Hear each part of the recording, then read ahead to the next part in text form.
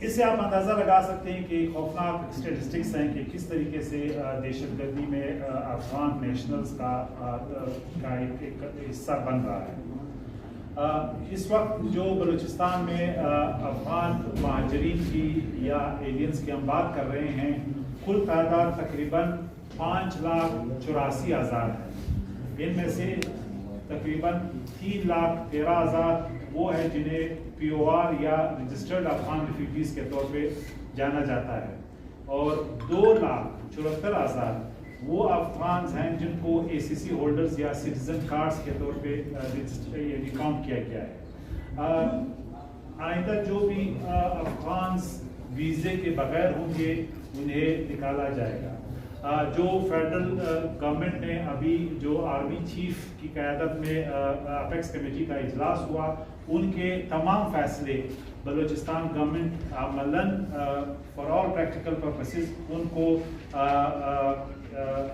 عملی جامہ پہنائے گی۔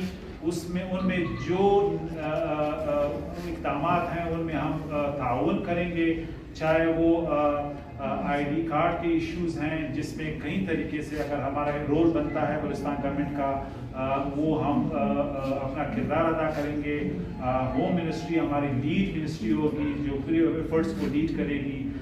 نادرا میں آپ کو معلوم ہے جو ابھی موجودہ نیا سسٹم بنایا جا رہا ہے، ان ایلینز کو یا جن لوگوں نے بوگس آئی ڈی کارڈ حاصل کیے ہیں ان کو آئیڈینٹیفائی کرنے کے لیے 3 میتھڈس ابھی ڈیوائز ہوئے ہیں۔ ایک تو جو نادرا ٹری میں اگر کوئی بھی شخص ہے میرے اور آپ کے، ان کو آئیڈینٹیفائی کیا جائے گا اور ان کو اس ٹری سے ایلیمینیٹ کیا جائے گا۔ دوسرا ڈی این اے ٹیسٹ ہے، اگر آپ نے پاکستانی پاسپورٹ بنایا ہے یا پاکستانی آئی ڈی کارڈ ہے، ڈی این اے ٹیسٹ بھی ایک مؤثر طریقہ ہے جو آپ کی آئیڈینٹیفیکیشن کر سکتا ہے۔ اور اس کے علاوہ ایک یو این اے کا پورٹل ہے جو بن گیا ہے فیڈرل ہوم منسٹری کے انڈر میں، جس میں ہر سٹیزن شکایت کر سکتا ہے کہ کون ایلینز ہیں، کون ہے فارنرز جو ابھی تک آئیڈینٹیفائی نہیں ہوئے۔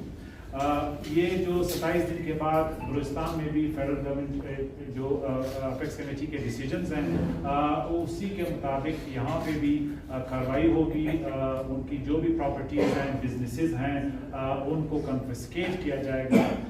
اسی طرح جو پاکستانی ان کے ساتھ بزنس میں ہیں یا کسی حوالے سے ان کو بے نامی کے طور پہ ایکٹ کر رہے ہیں، انہیں انٹیل کے ذریعے آئیڈینٹیفائی کیا جائے گا اور ان کے خلاف سخت کارروائی کی جائے گی۔ اسی طرح جو باقی اقدامات ہیں وہ بھی ہم جو اپیکس کمیٹی کے ڈیسیجنز ہیں بلوچستان گورنمنٹ بھی ان کو بھی منوان ایکسیکیوٹ کرے گی۔ جو خصوص اس میں جو کمپین اس وقت جاری ہے، چاہے وہ بجلی چوری کا ہے یا ہنڈی کا کاروبار کرنے والوں کا ہے یا اسمگلنگ ہے، اس پہ ہمارا فوکس جو ہے اور بڑھے گا اور اس کو میک شور کریں گے کہ جو کارروائی اب تک ہو رہی ہے اس کو بھی ہم ایکسپیڈائٹ کریں۔